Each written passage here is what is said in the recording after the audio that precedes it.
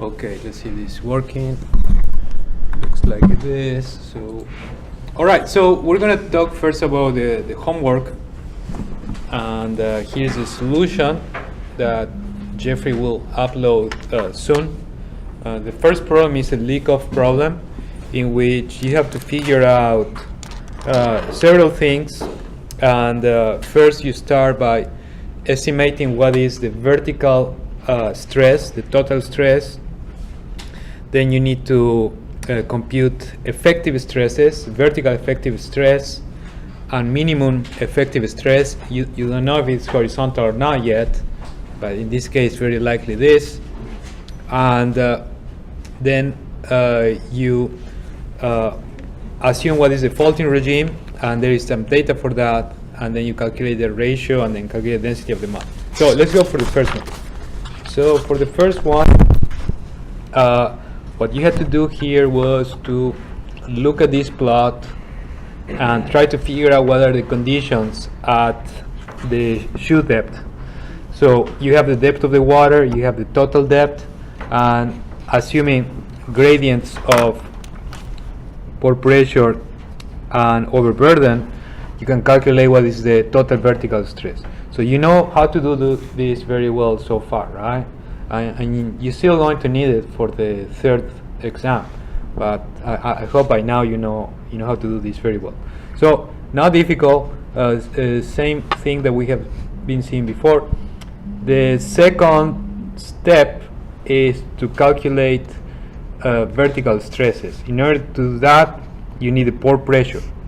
So pore pressure, also relatively easy to calculate. If we're assuming that there is no overpressure, it's just basically hydrostatic gradient from here to there. And the depth times 0.44 is going to give you this number. And the effective stress will be the total vertical stress minus the pore pressure, and it's going to give you this number. And the effective horizontal stress, by now that you know this is horizontal, because it cannot be vertical, because the vertical is much higher.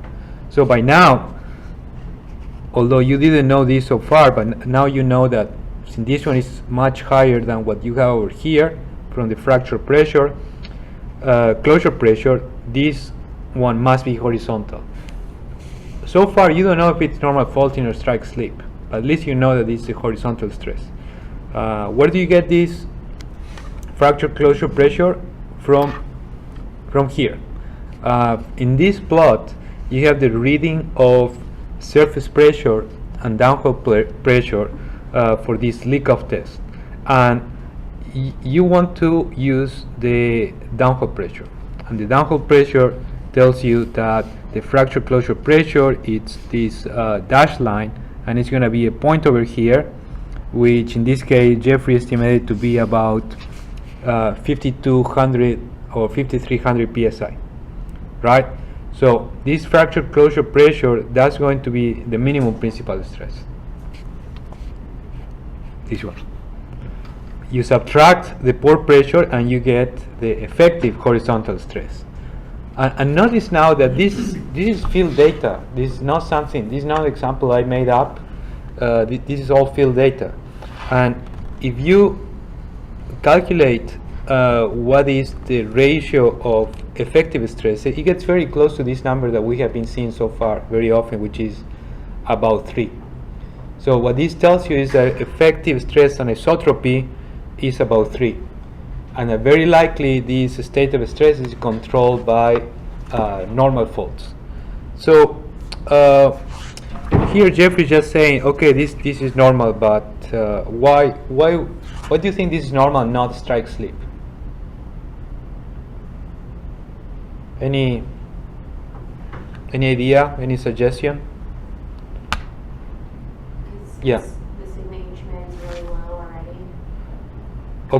Okay, really low compared to what? Compared to the sigma V. Compared to the sigma V, right? If we were in strike slip, probably this ratio of sigma V to sigma H mean wouldn't be so small, or wouldn't be so high, I'm sorry, the ratio, but it will be a little bit smaller, and the one that will be close to 3 will be sigma H max divided sigma H min.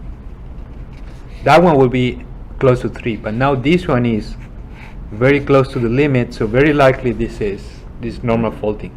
We do not know the value of the maximum horizontal stress, and many times that's a big unknown that you have to do some other analysis in order to measure that. Measuring, and now we see this with a little bit more of real data, that measuring minimum principal stress is a little bit more of work than vertical stress, but still it's not too bad. You can run a test and you can measure that with relatively small uncertainty. The maximum horizontal stress is another story. It's more difficult to determine.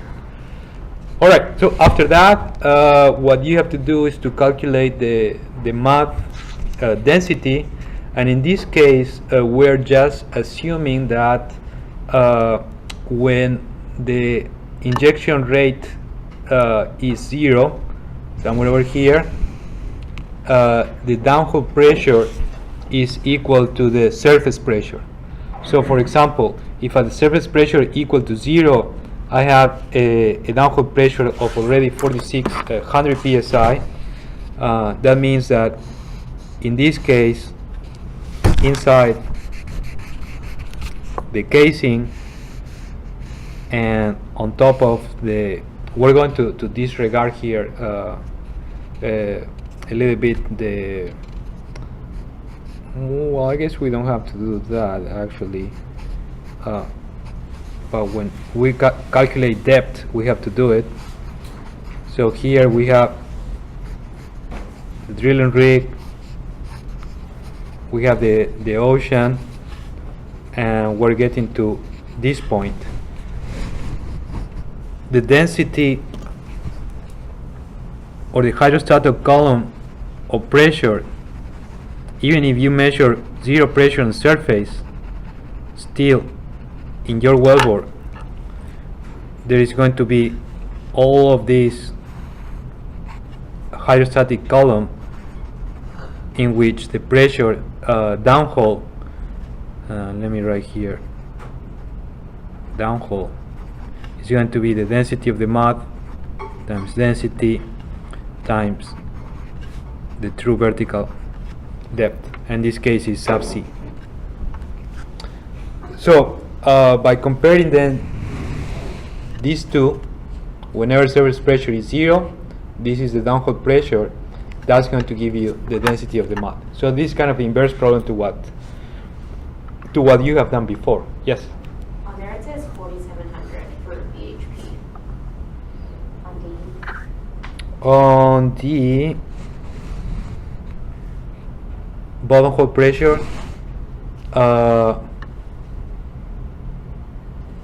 okay, I didn't catch that. This was Jeffrey's solution. I would put 4,600 here. Okay, so let me check this one. Probably was a typo. I'll check it later on. But the idea here is that surface pressure equal to 0. The downhole pressure, it should be this one, just a hydrostatic column. And as you start injecting, the pressure is going to increase. There are going to be losses inside the casing that's going to make that conversion not that straightforward. But when surface is 0, then this downhole pressure, that's where you get your density. That's basically what we have been doing with drilling to determine the mud window. All right, problem number 1. Any question about problem number 1? No? It's very important to me that, and you will see in all the problems, that you're comfortable with this conversion of downhole pressure to surface pressure. Okay? All right, let's go to the next one then. The next one, it's real data from a microfrac test, very similar to leak-off test, but this one is done for completion. And here we have data of pressure as a function of time, and also we have injection rate. So here's the data. This is what Jeffrey did. He did it in Python, and this is the plot of injection rate with surface pressure. So where is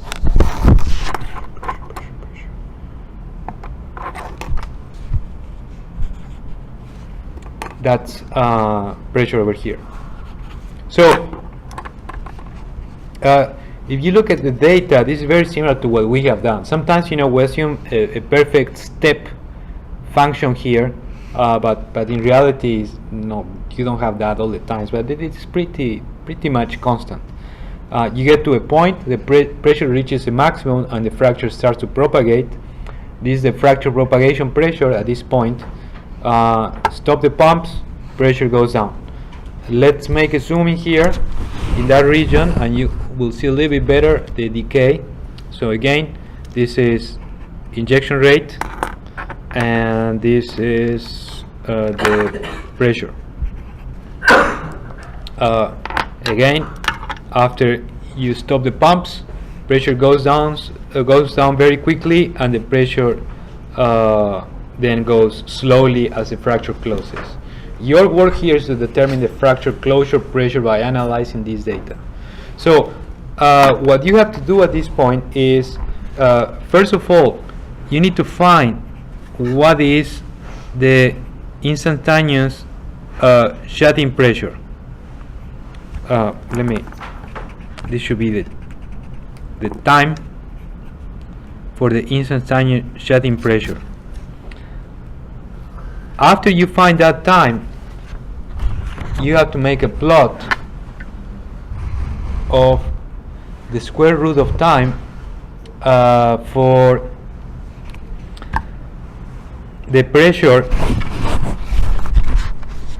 after that time. And I'm gonna have to fix this as well, because I think Jeffrey didn't do the actual didn't put this axis right. That time is going to be equal to the whatever time you're looking at minus the time and at the instantaneous shutting pressure.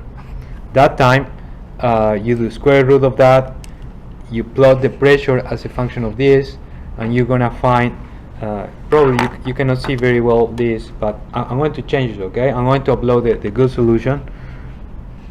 You're going to find that you can feed a line at this point, where at the point in which it starts to deviate, let's say somewhere over here in this case, you find what is the fracture closure pressure. It is going to be very clear, okay, from this plot. Remember that always you have to plot the difference in time. The time at whatever time you're looking at, for example here, minus the instantaneous shutting pressure, and then you take square root of time of that, you plot it over here, and you plot pressure as a function of that, and from that number you're going to find what is the fracture closure pressure, which in this case it is about Jeffrey chose it to be for this particular plot.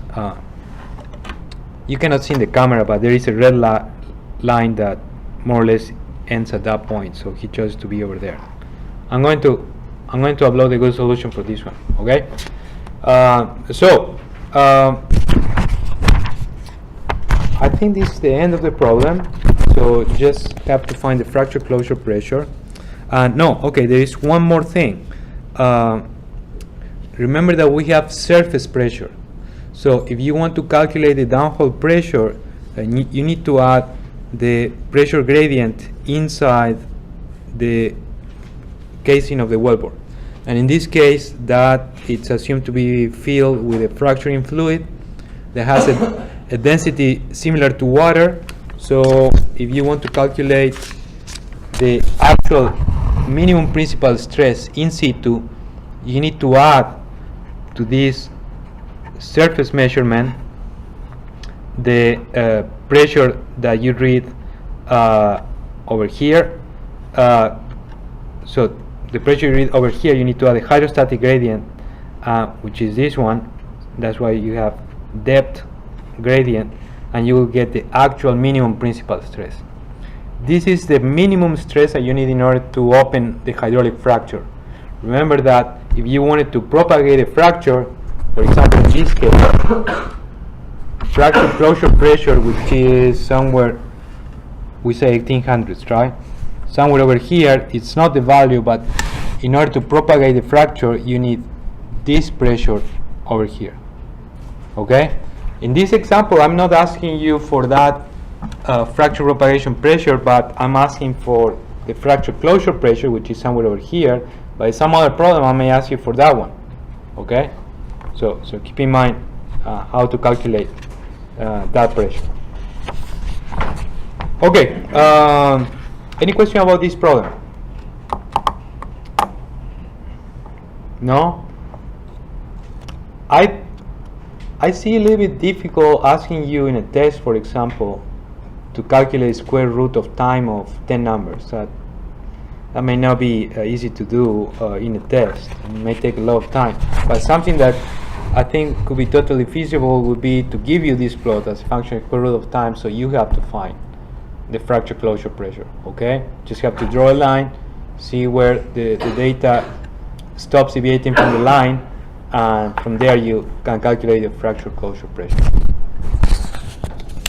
All right, let's go to the third problem.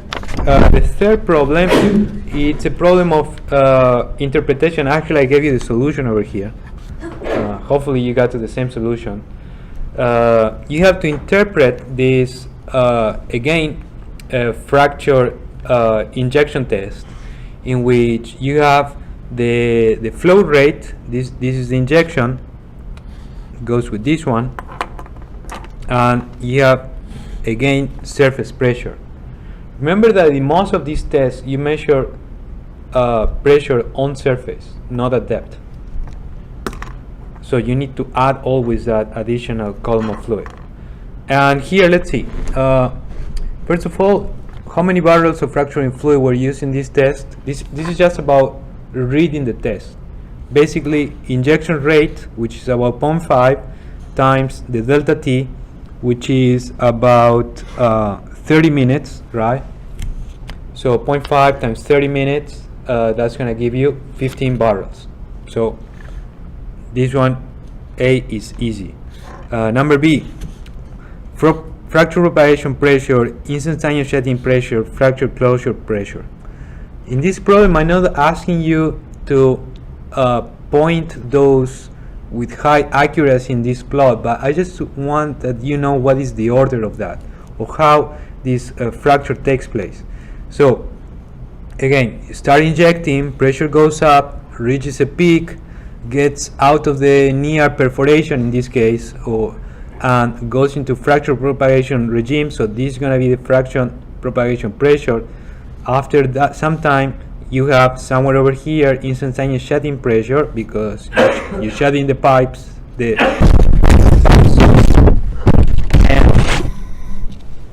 after some time it closes. So somewhere over here, this is going to be the fracture closure pressure. There is something going on over here, so don't pay attention to that data. So let's see what Jeffrey did.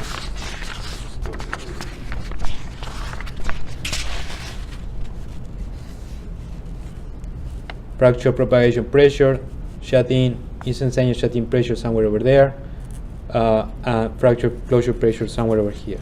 The important thing here was the order, and understand what's going on over here. And we already answered A, B is answered here, and something very important in this case is going to be to understand what's going on all these stages. So for example, in this case, you need to know what happens before and after shedding. Before shedding, you're pumping, fluids going through the fracture, and very likely you have some leak off into the formation.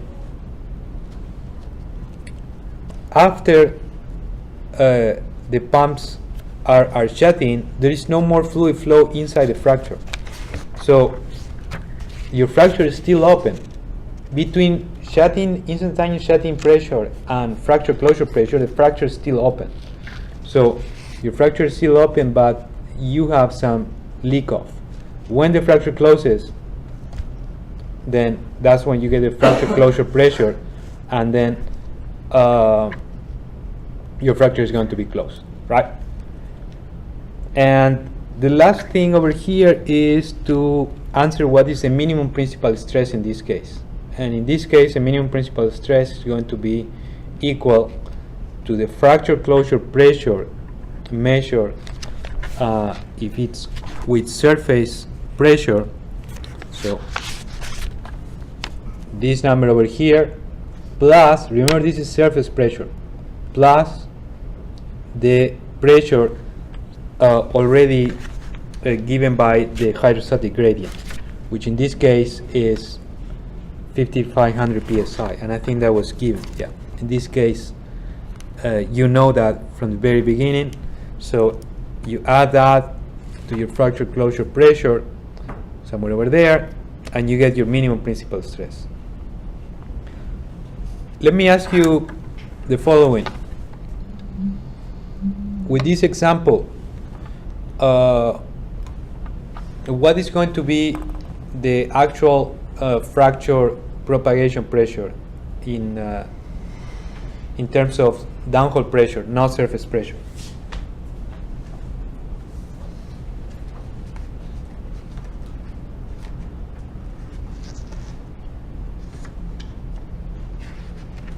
Any suggestion? Fracture propagation pressure? Yeah, fracture propagation pressure. Downhole fracture propagation pressure. Like 7,600. How did you get to that number? 2,100 plus 5,500. Right. So 76, right? So we know that downhole pressure is already 5,500. We get from that plot that maybe a little bit more, probably 22, right? So 7,700 psi. Where that fracture propagation pressure is this value over here.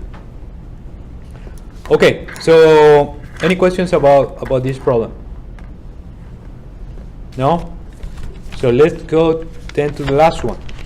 The last one, remember, leak-off test for drilling, microfrac or diagnostic fracture injection test is the same thing. It's for completions. The last one, it's a step rate test, and this is for injection, meant to have injection for a long time, continuous injection.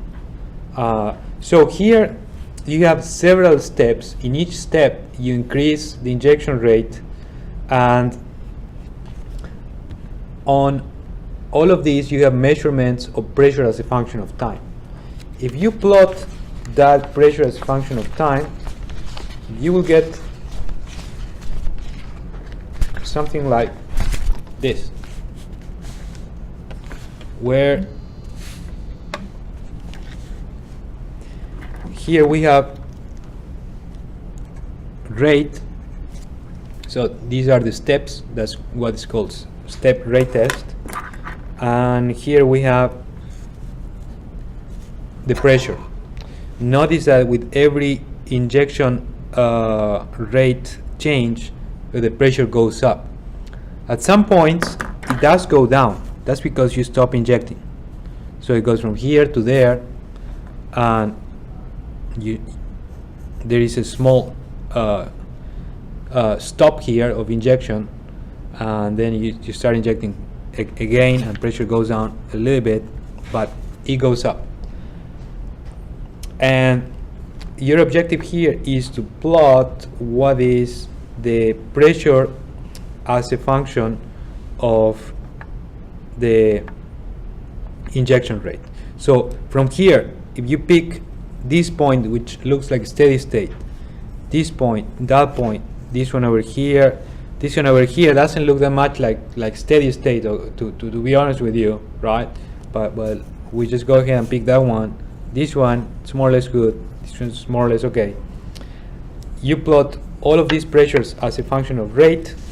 Here you have the summary table. You will get a plot that looks more or less like this, where there is a clear kink here in this trend. First, as you would expect from the theory of fluid flow in porous media, you have this type of condition. Pressure is linearly proportional to injection rate. When you get to this point, not only your wellbore, but very likely a fracture is helping you inject that fluid. So you not only have the area of the wellbore contributing to injection, but also now you have a fracture. That's why the pressure doesn't jump that high every time you increase injection rate, because now you have more area helping you for that injection. So from here, at this point, you get the formation parting pressure, which in this case is 1,320 psi. Remember again that all of this is surface pressure, right? Because if we look at this plot over here, starts at 0. If you wanted to calculate the downhole pressure, that's different, and you need to add the column of fluid inside the well. All right. So, any questions about this homework? No? Okay. All right. So this part of hydraulic fracturing field test, it's very important. Okay. And what we're going to do next, it's very important too. This time I divided the homework in 2 parts because I thought that was necessary in order to separate these 2 topics, because now we're going to get back into a little bit of more theory in order to explain these hydraulic fractures. So the last thing that we did was to try to understand this new concept of fracture intensity and stress intensity factor and fracture toughness. So just to remind you what's going on here, with this theory of fracture mechanics, you will predict your stresses at the tip of the fracture to be infinitely large, which is not true. Okay, it's not true. That's not going to happen. But in order to avoid that singularity, we define this stress intensity factor, which is a limit of the stress times the distance from the tip. The stress appears to go to infinity, but the distance from the tip goes to 0. So those somehow cancel out, and then you get a finite amount, which is we call the stress intensity. And this is very important because a fracture is going to propagate whenever the stress intensity is higher than the toughness of the rock. If the stress intensity is not high enough, the fracture will not propagate. And in order to calculate that fracture toughness, which give us this limit for propagation, we did this semicircular bending test for which you have to compute what is the fracture toughness of that Indiana limestone that we tested in class. So you have all those values, and you have to prepare that, and I think it's due in a week or so, that laboratory report. Yes? Are you going to give us like a report for it so we like, know what to write about? What do you mean? You have everything here. You know what is the test. You know the equation. You know you know the dimensions of the sample. So all you're doing is finding KIC? All you're doing is finding KIC. Okay. Yes, So that's everything I'm asking. Yeah. We don't need to like write it like the other labs in previous.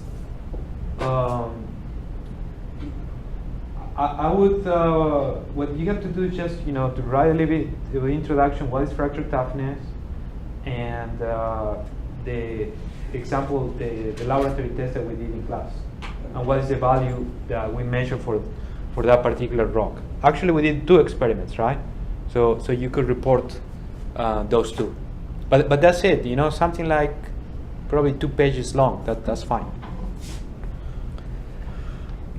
Okay, so how do we use now fracture toughness? Well, as I was telling you before, whenever the fracture intensity is higher than the fracture toughness, that's going to lead to propagation.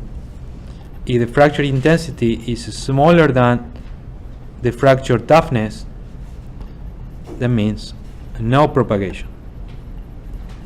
So, as an example, we started computing what would be the width and intensity factor for this example, which is a fracture which is pressurized with a fluid, a constant pressure all along the fracture, and for that we have some equations to predict what is the width and what is the intensity. The width, that was something we already calculated, and for the intensity, the equation is the pressure times by the half length of the fracture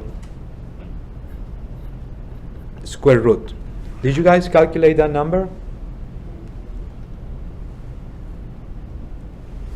No, you didn't do that at home.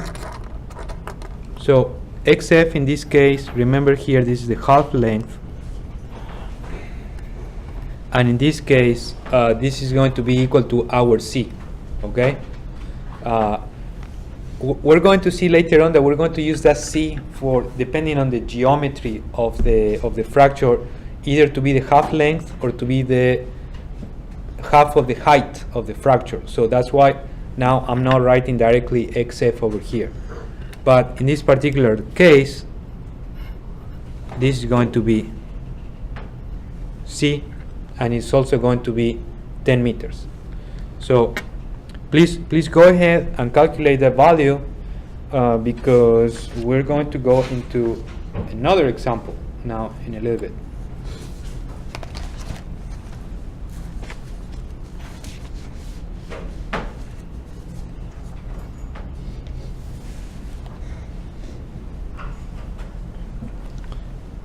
Let me know when you get it. I'm going to write here what we need. Remember that here we need to put the net pressure, not the total pressure. And this is going to be pi. This is going to be 10 meters square root. So what do you get for that? 2.8. 2.8. 2.8. And this is this weird unit, MPa times meter square root of that. So you see that's a relatively large stress intensity. Most rocks, they have a toughness which is lower than that. And actually I have a plot over here to share with you of toughness for different materials. So here you have the value of fracture toughness as a function of the yield strength, and in this case this one is in tension, and you see that you have very tough materials like metals over here, stainless steel, aluminum, carbon steel, titanium. You see very high toughness, about 100 MPa times square root of meter. And here you have the rocks somewhere in the middle, fracture toughness around 1 MPa times square root of meter. You go down over here and you have some other weak materials like foams, or you may have wood. Wood is somewhere. Where is wood? Remember there was wood somewhere over here. Oh, there's wood. Wood has relatively large toughness.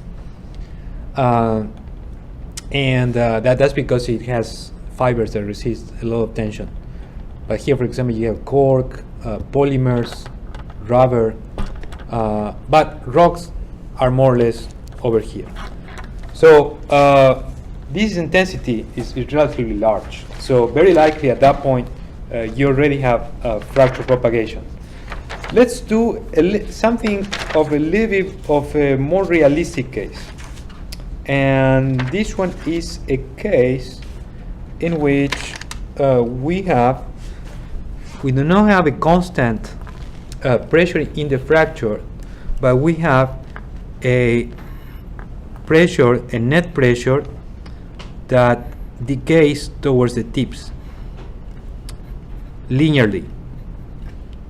Why would we have something like this, a pressure that decays linearly towards the tips? Can you explain me why you will have something like this? Any physical reason behind that variation? So if there is difference in pressure from the center towards the side, what is going to happen inside the fracture? There's going to be flow, right? So this is kind of resembling something closer to what a propagating fracture would be, because the maximum pressure is at the center, the minimum pressure is on the tips. That would mean that you have flow in this direction. Otherwise, it would be constant everywhere. And in this case, the equation is a little bit different, but not too much. The width of the fracture in that case, it will be half of the width in the previous case. So in this case, if we had 19 millimeters before, now we're going to have 9.5 millimeters, right? Half of that, of this number over here. And the stress intensity at the tip is going to be not as easy as the previous equation, but it's going to be 1 minus 2 divided by pi, the previous number. Would you guys please calculate that number and tell me what it is, so I can write it over here to see what is that new intensity. And it makes sense, right, that now the width is smaller than before because we have less pressure in the fracture, and the intensity is also going to be lower than what we had before. 1.02. 1.02. So that's a little bit closer to what we would expect for the toughness of a rock. Maybe at that point it's propagating, maybe not. It depends on the rock. Many rocks, for example, this Indiana limestone that we tested has a lower toughness than that. It has to be a very tough rock to have this toughness. Some very strong shales, like for unconventionals, they have around a toughness around this value, around 1. Okay, so now we have all the elements that we need in order to construct and put equations for a hydraulic fracture model in which we have fluid inside and it is propagating. So what we're going to do now is we're going to write equations that are going to tell us what is going to be the fracture length, what is going to be the pressure in the wellbore, and what is going to be, so we have pressure, we have length, what another interesting variable you may be interested in? especially if you want to compute the volume of the fracture, the width, right? So we're going to calculate these three variables: pressure at the wellbore, width, and length as a function of injection rate. Because we have almost everything we need. We know how to solve this problem. We didn't solve it, but we know how to solve it. We know what is behind that. This is just fluid mechanics, leak off. This is just material balance, and we just saw how to know if there is propagation or not. So that's what we're going to do now. All right. So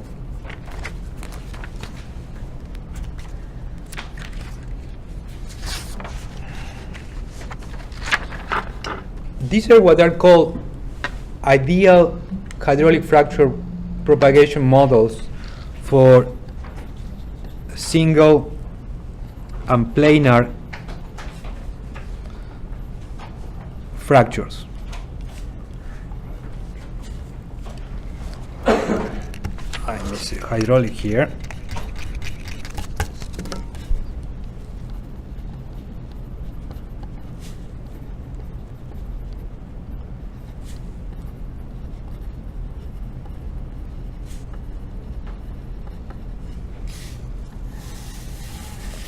These models were developed more or less in the 70s, okay? And although for some of the applications that we have now, it may not be super accurate, still the theory is the same that is used, and the concepts are the same that are used in modern hydraulic fracture propagation models. So basically here, the first thing that we need to do is to assume a geometry, okay? And we're going to see three models. The first one is called PKN, and these are the initials of the last names of people, okay? So it doesn't have any meaning. The second is called KGD, and the third one, this one are not initial, is called the penny-shaped fracture or the radial fracture. Let's start with the radial penny fracture, which is kind of the easiest one to understand. With this type of fracture, what we have, it's a fracture that opens like a pancake with the same length in all directions. So this looks like a circle, like this, and it's like a flat ellipsoid. That's the radial model. And you could have this one, for example, if you have a vertical wellbore and you are under reverse faulting regime. So this one opens like that in a vertical wellbore. Or if you're starting a hydraulic fracture from a horizontal wellbore, and before hitting boundaries that will stop the height of your fracture, you may see at the beginning a radial propagation. So in this case, your half length is the same in the two directions, right? Now we have a three-dimensional view of this fracture. The second one, it's called this KGD model, and in this KGD model, what we assume is that if you have a wellbore, and we're going to do a vertical wellbore, most of these models were developed for vertical wellbores. We're going to assume that the cross section of the fracture is a rectangle. It has a constant width, although it doesn't look that in my plot, in what I'm drawing here, but it has a constant width with depth, and the fracture extends from the middle over here, and you can predict that width with some of the equations that we have seen so far. So this will be the fracture, right? because we said that the width is going to be the same.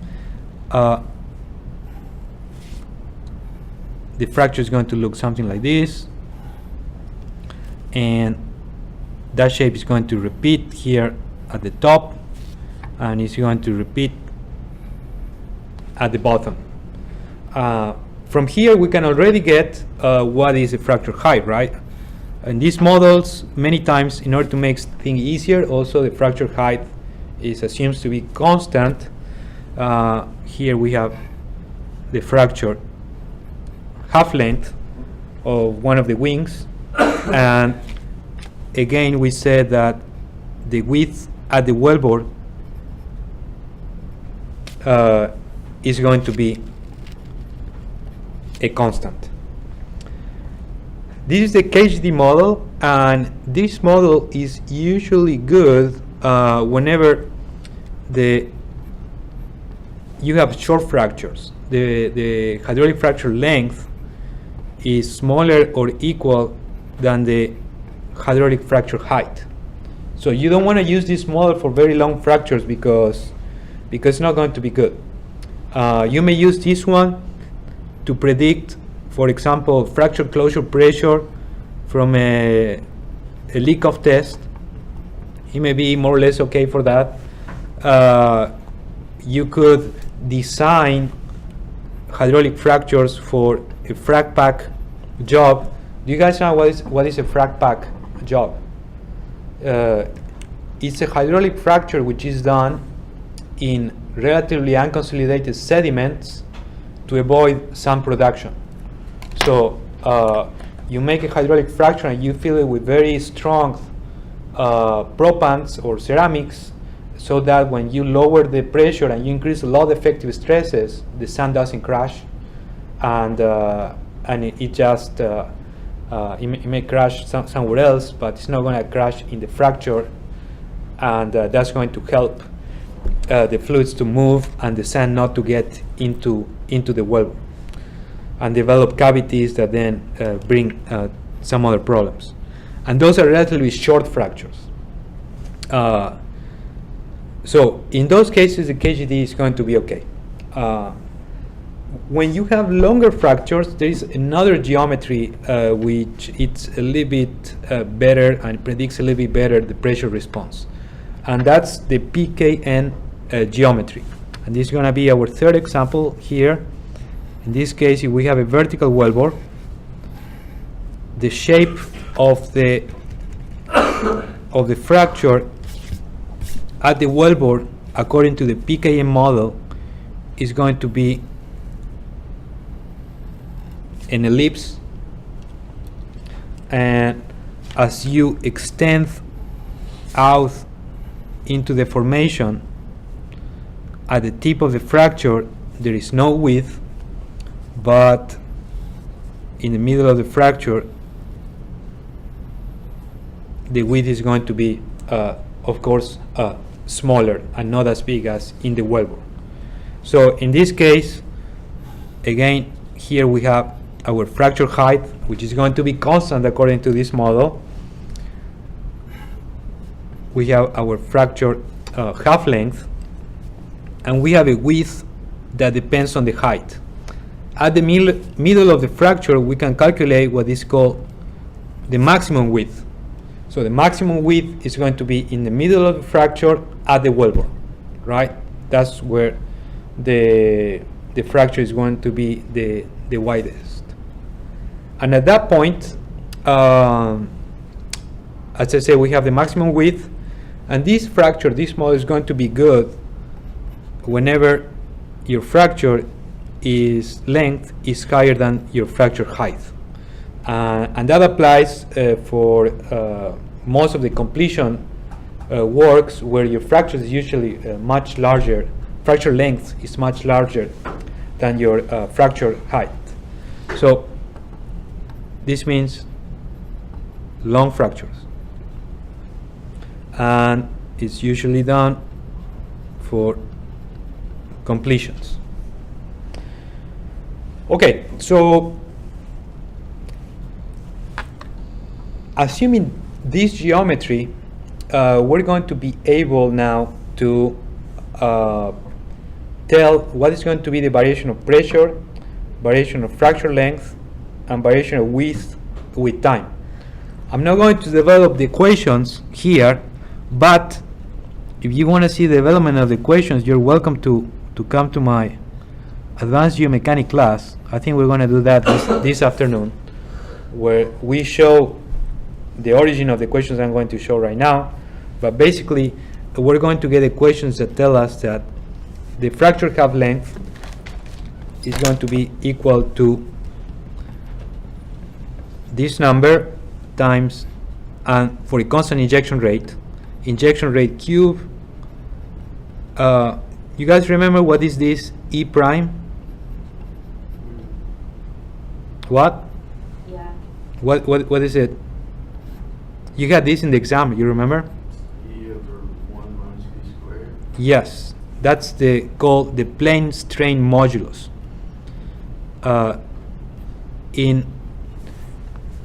In these models, you have to assume, in order to make it's a pseudo 3D model, this one, but it's solving 2D conditions. And in this one, we assume that there is just a strain in this plane. So that's the plane of plane strain, and that's why we have this plane strain modulus over here. So according to this model, your fracture length is going to be proportional to the injection rate, makes sense, and this is for constant injection rate. It's proportional to your constraint modulus. We're going to see it's not straightforward to see why this will be like this, but I'll give you an explanation in a little bit. Inversely proportional to your viscosity and inversely proportional to the fracture height, and of course proportional to time. The longer you inject, the longer the fracture is going to be. The second thing is going to be the net pressure.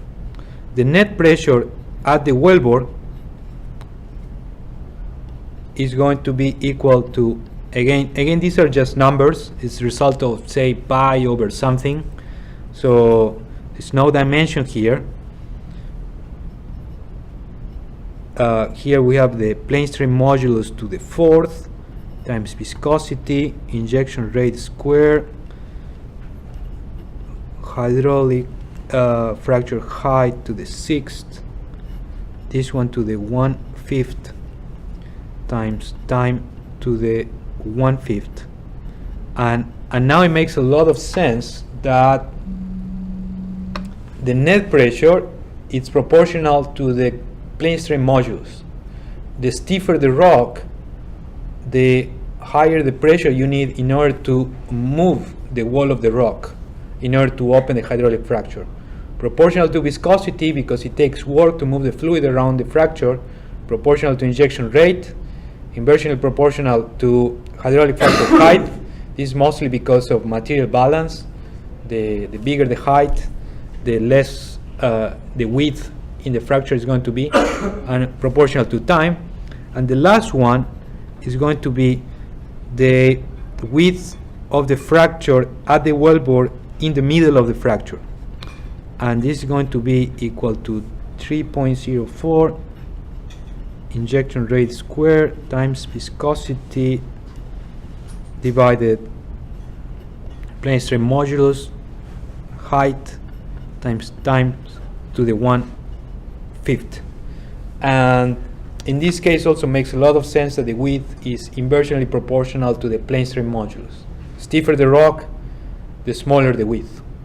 And also that's why this hydraulic fracture length is proportional to the plane strain modulus, because the stiffer the rock, the smaller the width, and in order to maintain material balance, the fluid has to go somewhere, the fracture is going to grow longer. So if the rock is stiffer, your fracture is going to go longer because the width is going to be smaller. So these equations are valid now for constant injection rate. They are also, notice that we have forgotten about something that we're going to assume in this case applies. We're assuming that the stress intensity during propagation is higher than the fracture toughness. So basically we're disregarding fracture toughness. But actually when your fracture is already pretty long, as we saw in the example before, your stress intensity are very high, and fracture doesn't really care about the toughness of the rock. Most of the work goes into opening the fracture and into flowing the fluid inside the fracture. A few more things about this that are very interesting is that if you wanted to compute what is the average width of the fracture, that would be a very important quantity, because you could compute what is the volume of the fracture of just one wing in this case by multiplying the average width times the fracture half length times the height of the fracture. Okay, that will give you the volume of one wing. And from this equation and doing some basic geometry, notice that this is these are just ellipses that get thinner and thinner. You can calculate that average width for, let me write it again just to be clear, for PKN fracture is going to be pi over 5 times the maximum width. So if you know the maximum width, which is given by this equation, you can calculate right away what is the fracture volume. All right, so these are a lot of equations. Of course, you don't have to remember these by heart. I'm going to give you these equations if you need it in the exam. You have them here if you need it for the homework. Let me show one example of the application of these equations. So in this example, we have a fracture height which is 100 feet.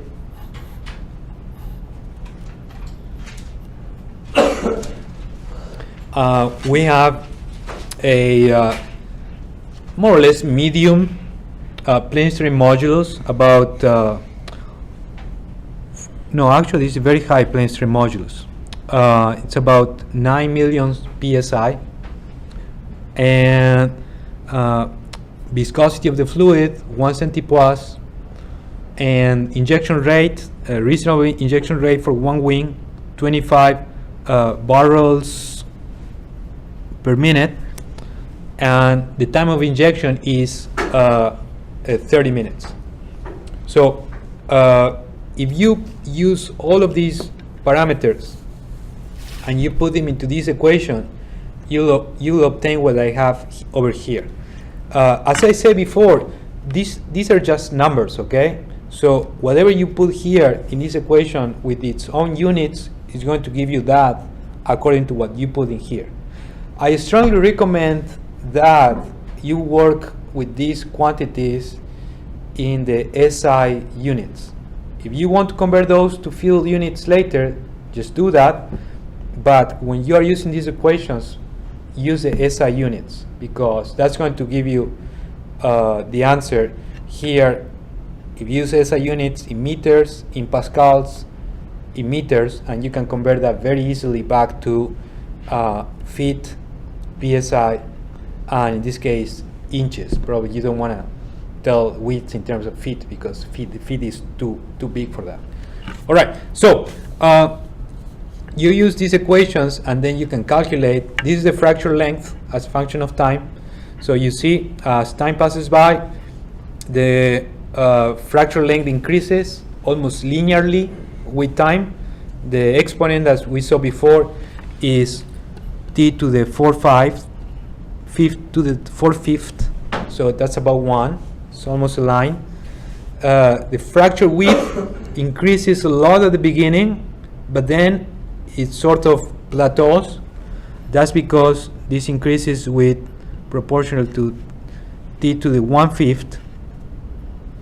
And notice that it's not pretty large.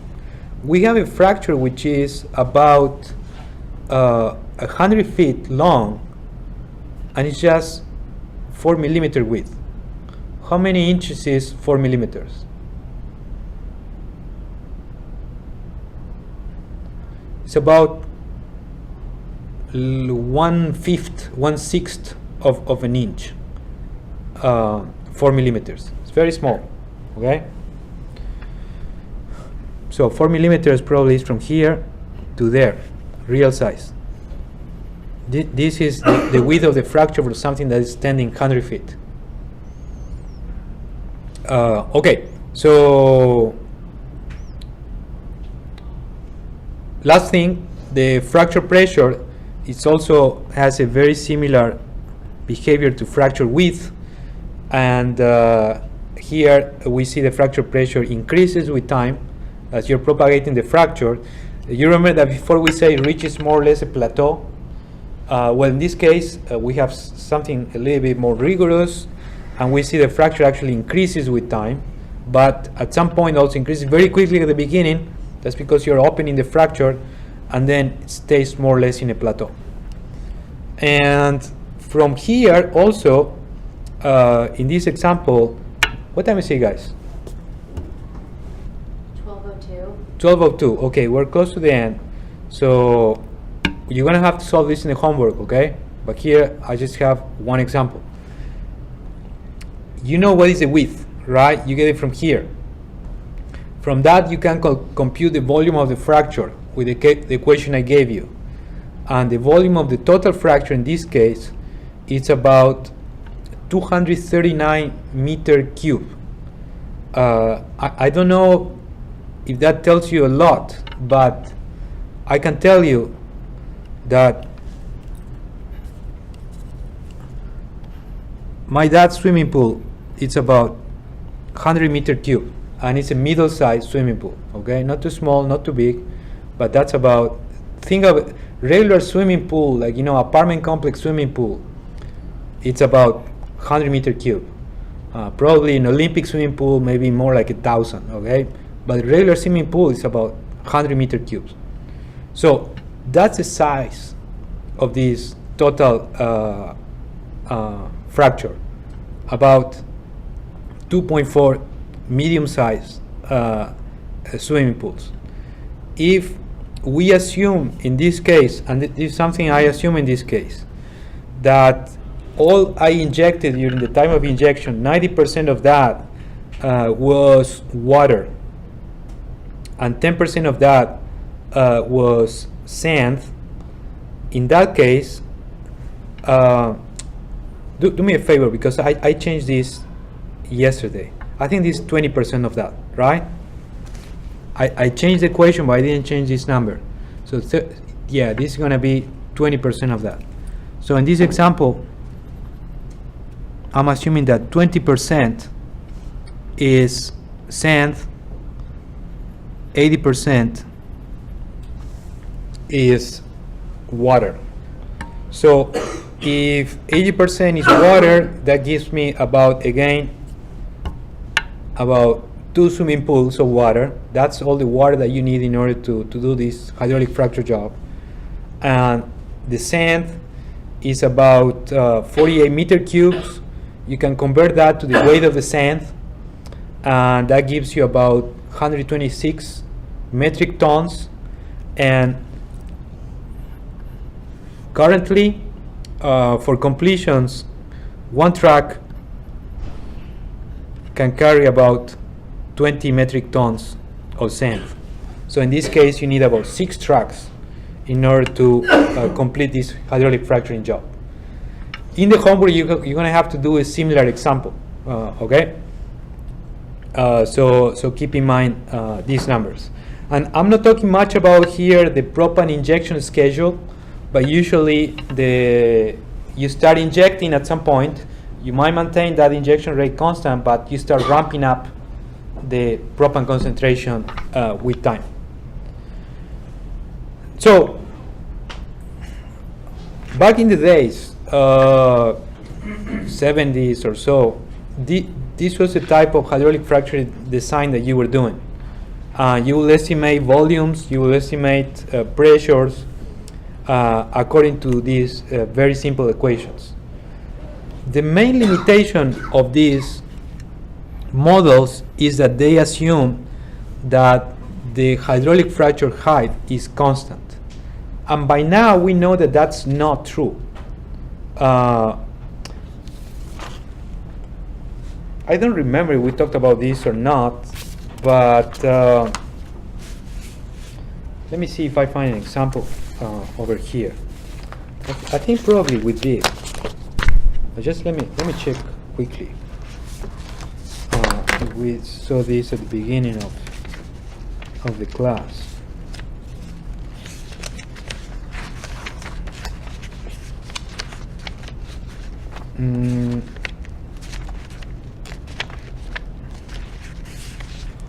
Okay, I think I might have done it, but in my advanced geomechanics class, not here. Okay, so I gotta work on that again.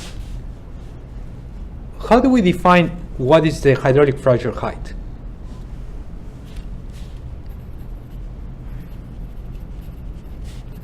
Any idea?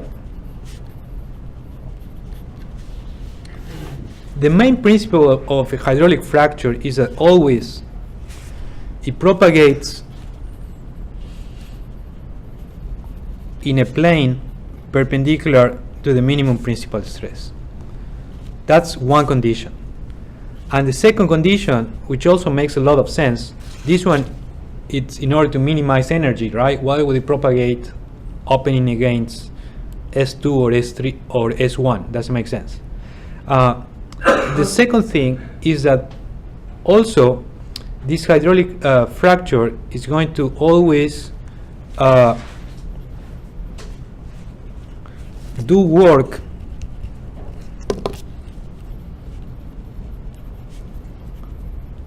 against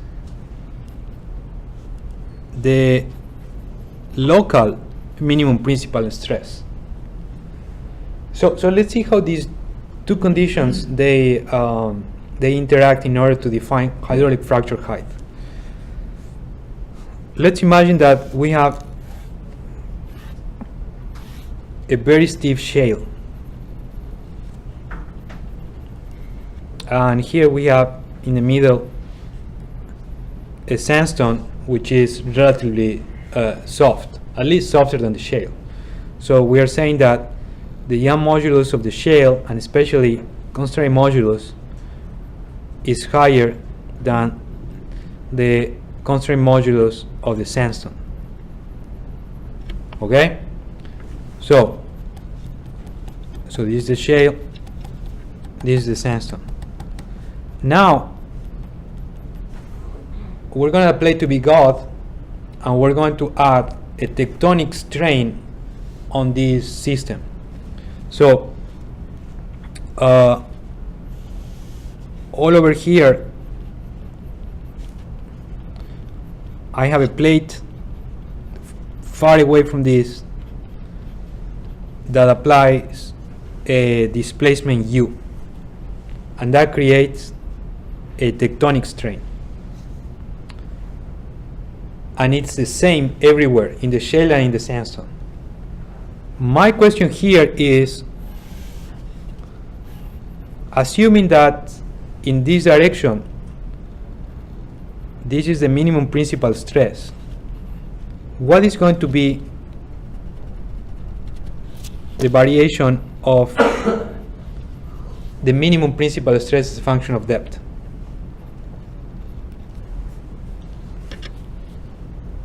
The strain is the same. Okay? So I apply the strain which is the same to all this mass of rock. I want to know what are the stresses.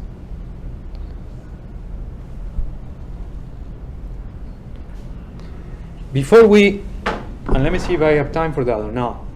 Yeah, I have a little bit of time. Let's think on another example. Let's say that I have a table, and the table has 4 massive legs made out of wood and here in the middle it has another leg but made out of rubber. Do you think the leg made out of rubber is going to take any load? No, why not?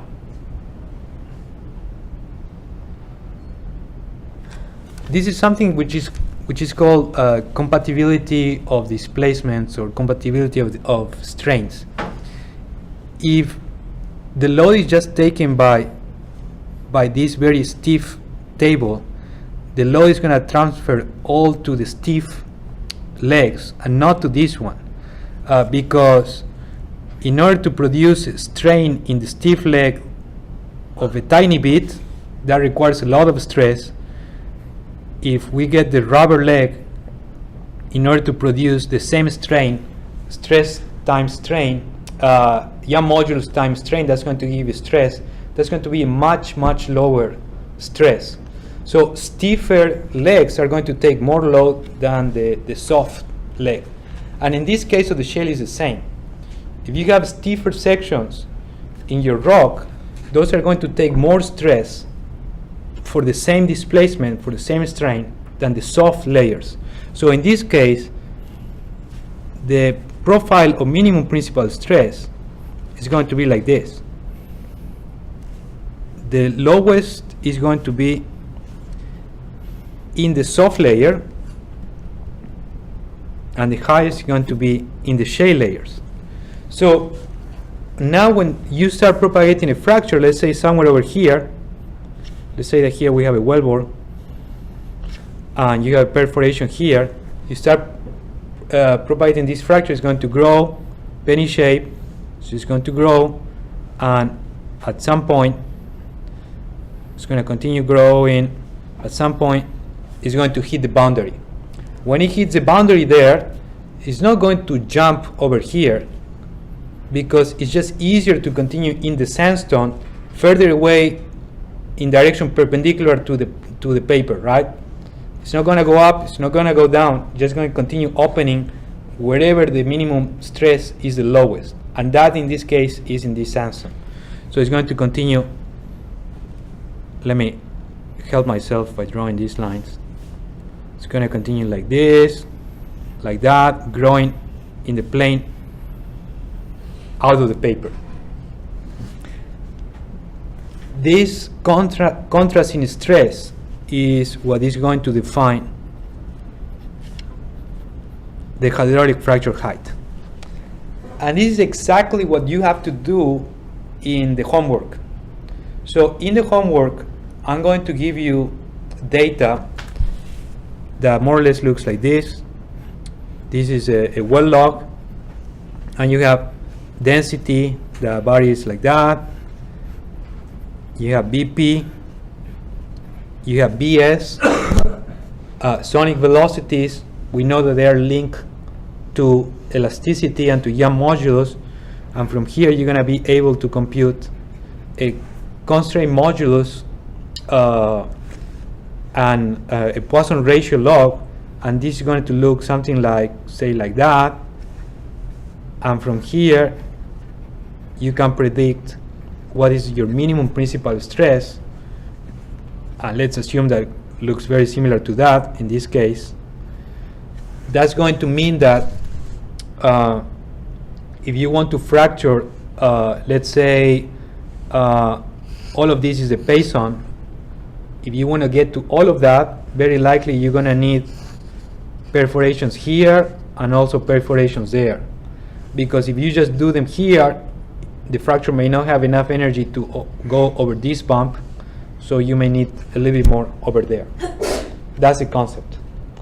So basically, your hydraulic fracture height is going to be dictated by the variation of horizontal stress, if it's a vertical fracture, of course, with depth.